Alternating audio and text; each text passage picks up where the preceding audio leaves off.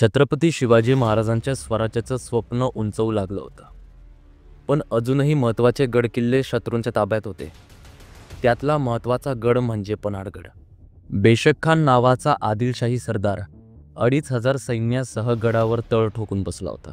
कोंडाजी फर्जंद नावाच्या मराठा सरदाराने ही मोहीम हाती घेण्याचे ठरवले. महाराज, मला संधी द्या, मी पन्हाळगड स्वराज्यात परत आणेन. जीव गेला तरी चालेल, पण भगवा झेंडा मी नक्की फडकवणार. महाराजांनी थोडा विचार केला आणि संमती दिली. कारण फक्त 60 मावळ्यांसह कोंडाजी गडाकडे निघाले. वर 2500 सैन्य आणि मराठे फक्त 60. काहीच ताळमेळ नाही.